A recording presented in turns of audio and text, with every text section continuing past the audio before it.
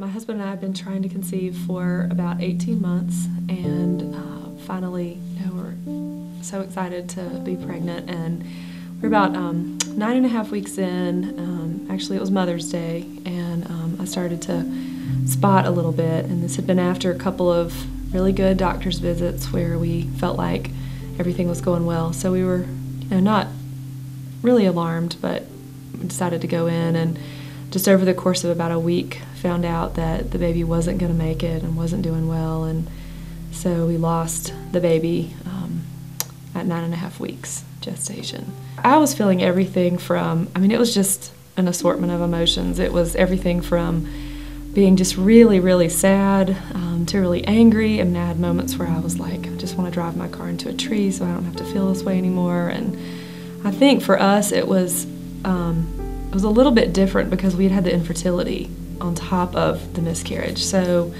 we felt like, I think for me it was like, oh my gosh, how much longer is this going to, it was just this major setback. Are we going to have to go back through all these months of waiting? Because every month that we weren't pregnant for 18 months had been like a little loss. And then here was, the worst nightmare.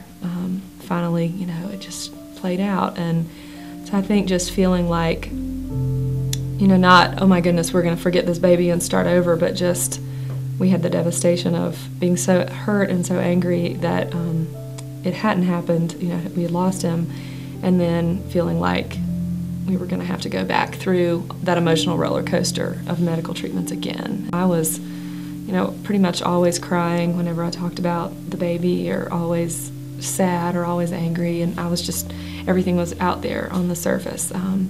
And I think that was a little scary for LeGrand because he felt like, here's Sarah falling apart. And so he would try to be strong and try to say encouraging things and just be the strong one. And I interpreted that as that he wasn't grieving because, I would say something and he would say, well, we'll try again. I'd say, well, I can't believe we lost the baby. This is awful. And what if it takes months again? And he would say, well, I just know it'll happen. But it was, everything was happening in my body. Like, I was the one that had to deal with losing the baby, and I was the one that dealt with the hormones going crazy afterwards, and then I was the one that had to go back to the doctor for blood draws. And I guess I felt like he didn't really understand all the time how I was feeling. And it took a while. It took for a few months before, well, maybe not months, but a few weeks before we had kind of a fight about it, actually. And he just kept saying, I do fall apart about this, but I can't fall apart about it in front of you, because then if we're both a mess, who's going to be strong for us? And so I really understood that later, that he was just trying to be strong. But it is hard because you want him to just be upset as you are.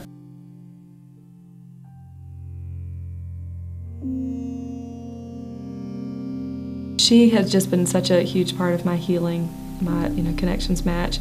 And not just, because I got pregnant so quickly, I felt like during the subsequent pregnancy I was still doing a lot of grief work.